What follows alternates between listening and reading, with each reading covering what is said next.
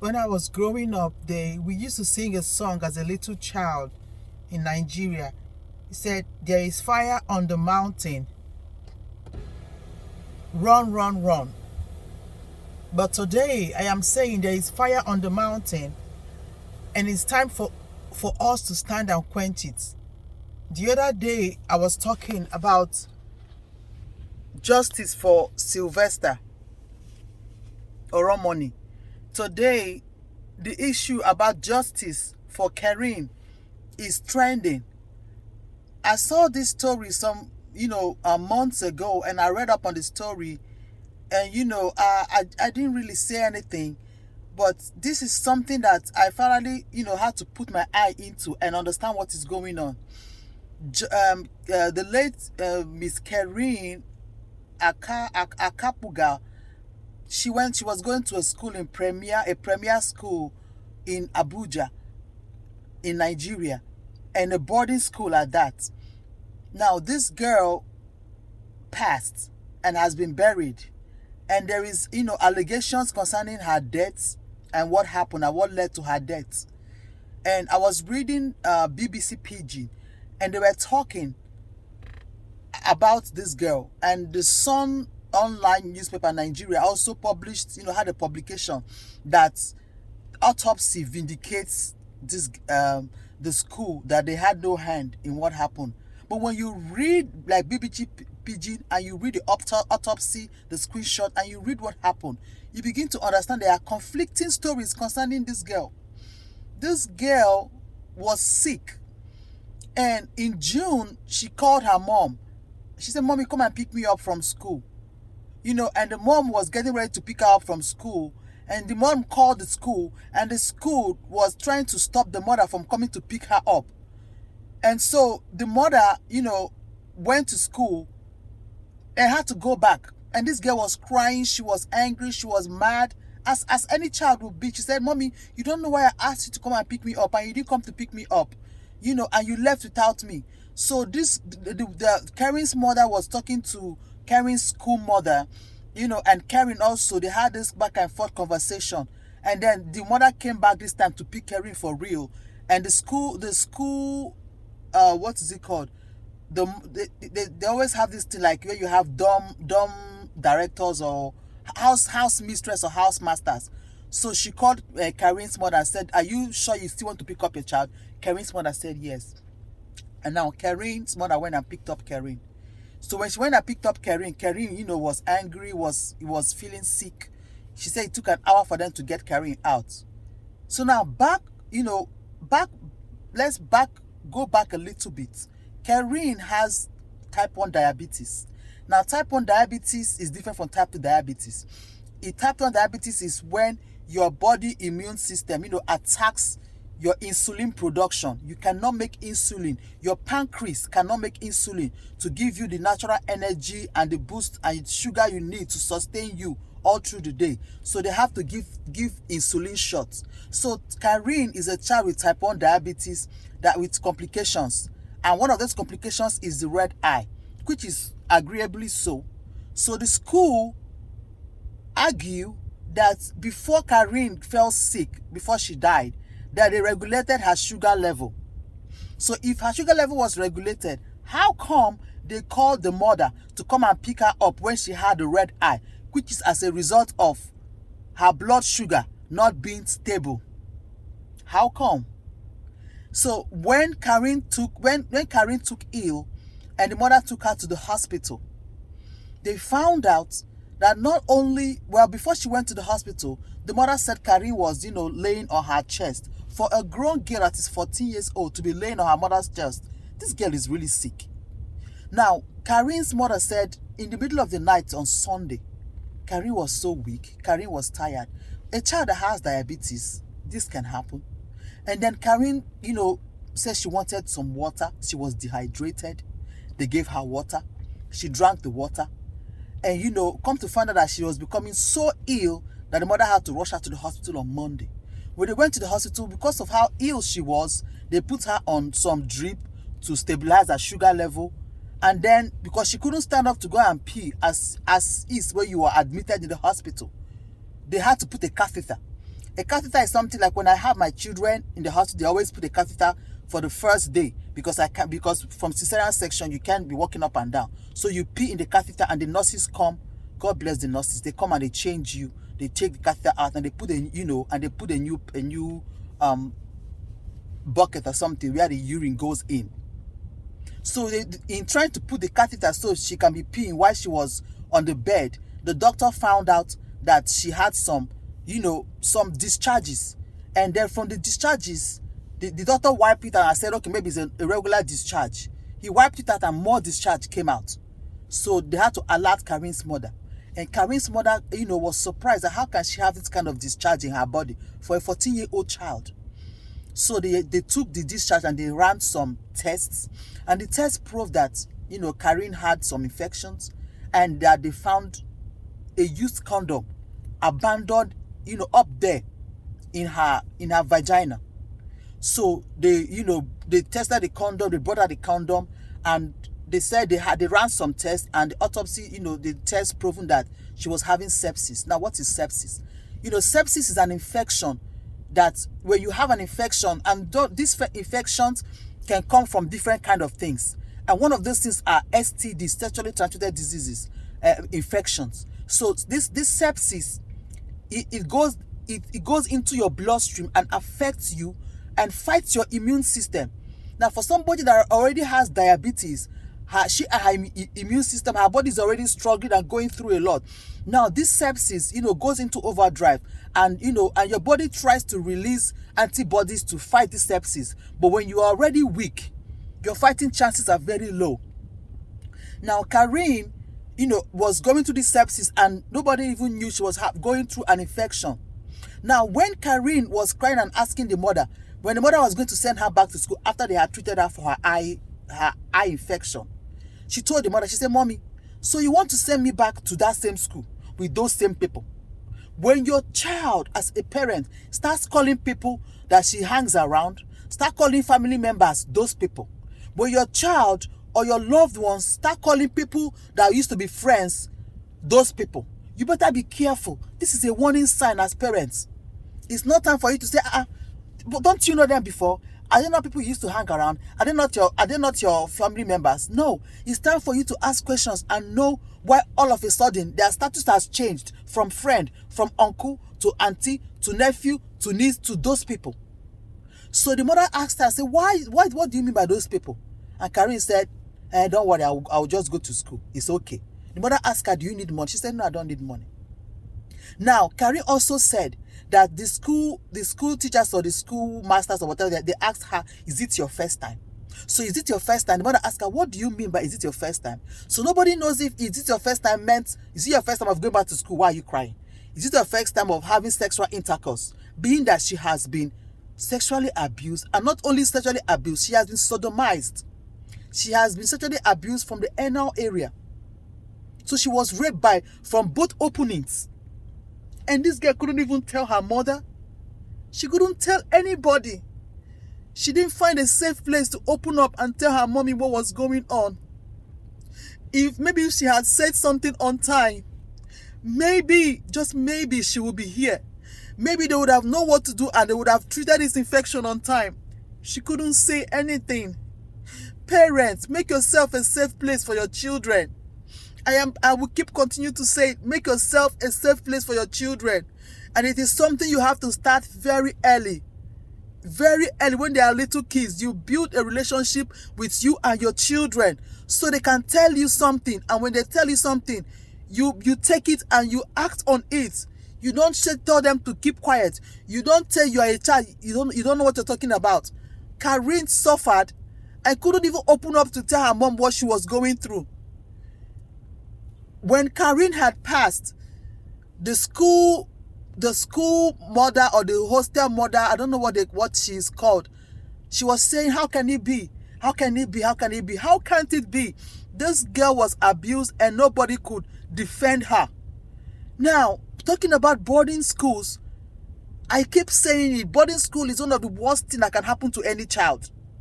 It's one of the worst things that a parent can put the child through. Because boarding schools from time immemorial have always had bad reputation. My husband went to a boarding school then. The same reputation. I went to a boarding school. The same horrible reputation. And for a child that is not physically, not just mentally, physically strong enough to be put in a boarding school that has to be managed, giving insulin shots 2 or 3 times a day, she should be home. I'm not judging Keren's mother because she's going through a lot. But this child is supposed to be home where her parents can monitor her, can always make sure she goes to school, she comes back, they can check her, make sure her sugar level is regulated, make sure they know what is happening to her. She has enough that did not put on her, that she did not put for herself. She's dealing with medical issues that are natural to her already. She did not need any other stress from boarding school wahala. If your child has this kind of complications, keep them home. They have no business being outside of your reach. Precious parents, this is a wake-up call, oh. As I am saying this now, so many children are still in boarding school. So many children are still going through this. If this girl was in a day school, maybe, just maybe, many of these things will not happen. Day school have their own issue of bullying. Day school have their own issue of rape. Day school have their own issue of behavioral changes affecting children. But the thing is, you can catch it on time. I am a living testimony. When I talk about myself sometimes, it's not because I am a very shy person. It will surprise many people to know I am a very reserved person. I don't like to put my family out there or my children or things about me. But there are times when I use myself, my experience to teach. Because I want people to know that this is not just a story. This is something that has happened to people. And I am one of those people it has happened to. When I was in SS2, I had an infection. Now, I usually go to school with a school bus, the Ajib bus. So the Ajib bus will come and pick us very, very early. By 7 o'clock, you should be at the bus station. And I will join the bus, and the bus will drop us off at UDSS in Uniport, Port Harcourt. Now, when this bus would drop us off, that morning I ate beans. When I went to school, my tummy was just rumbling and rumbling and rumbling. And the school toilet does not open till 7:30. But I had to poo. I didn't have anywhere to go to toilet. There was no bush around me to go to. So I followed my friend. One of my friends lives very close to the school in Alo, right there, close to my school. So I went with my friend to their school. And my friend, they come from a very humble background. So they don't have the regular toilet that you use and you flush. So I went with my friend and she took me to their bathroom. Their bathroom is the pit toilet. And it was as early as after 7. Nobody has used that pit toilet. I didn't know when you use the pit toilet, you open it in the morning, you allow the heat to go out a little before you go and sit down. I went to the pit toilet. I was rushing because I was having diarrhea. I went, I opened and I sat down and I just, the heat, and I already had a very sensitive skin, and the heat from the pit toilet went straight into my body, and I didn't know I caught an infection. 1 day, 2 days, I was beginning to itch. I was itching all through in school. I was, dancing. I was shaking. I was putting my hand inside my body. I was just itchy. My vagina, everything was itchy. And I went home and I was itchy. And my mother, I thank God for my mom, because my mom is a strict disciplinarian. But as much as she disciplined me a lot, she also made sure that she was a safe place. I could tell her anything. Now, my mother saw me itching. She noticed that sometimes I would do. She said, "Why are you wiggling and wiggling?" I said, "Nothing." She said, "Come here. I've been watching you since you came back from school. What is happening with you?" I said, "Mommy, I don't know. I didn't know how to tell her I went to use the pit toilet." She took me into her room. She sat me down. She said, "Adam, or Kenny, tell me what it is." So I told her I've been itching and itching and itching. She said, "What happened? Why are you itching?" So the first thing she did was she thought I had been, exposed to sex. She thought I was already having sex or something. But she said she knows me and she knows that I'm not, sexually active. I was 15. I wasn't sexually active. So she said, "What is going on with you? What has changed around you?" I said, I didn't change anything. No, nothing happened. She said, "Okay, tell me what happened the previous day." So I told her. She said, "Oh, you used a pit toilet?" I said, "Yes, Mommy. I didn't even know." She said, "I think you might have an infection. It's either that or you have gone to sleep with a boy and you have refused to tell me." So she took me to the hospital.